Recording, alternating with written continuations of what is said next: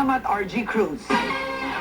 Tulad ng kadeteng nanguna sa pagtatapos ng Philippine Military Academy, mahirap at anak din ng tricycle driver ang kadeteng nanguna sa Philippine National Police Academy Class 2010. Pinatunayan niyang hindi hadlang ang kahirapan para magtagumpay.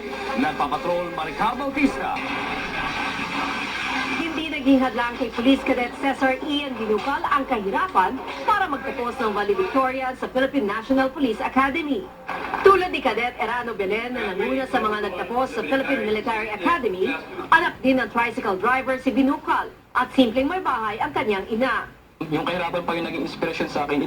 It served as my driving motivation to pursue my higher goal. Labis naman ang pasasalamat ng pamilya Binukal sa karangalang dala ng kadete. Nagagawaran din ng Presidential Saver Award dahil sa pangunguna sa kanilang klase.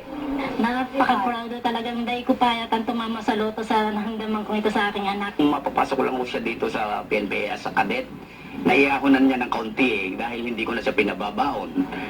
Siya pa, kung minsan wala kami pera, siya pa nagbibili. Yung binabahagi na kami niya ng kanyang alawan.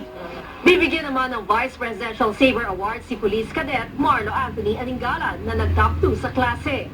Lumalabas na mas mataas ng 2 ranggo si Cadet Aningalan sa kanyang ama na pulis din. Pero higit pa rito ang gustong marating ni Aningalan. Pangarap kong maging Pangulo ng Pilipinas sa totoo lang. Pangulo ng Pilipinas. Kaya mo. At alam ko kaya kong abutin yan. Top 3 naman si Jail Cadet Ruby Anoe, kung si Binukal sa PNP Special Action Force nagpa-assign at si Aningalan sa Region 1, si Noe naman sa Bureau of Jail Management and Penology.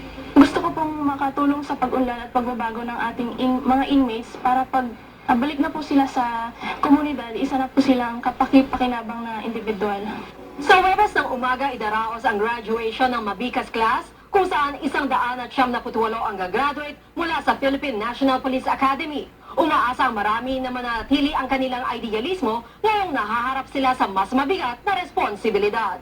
Maricar Bautista, Patrol ng Pilipino.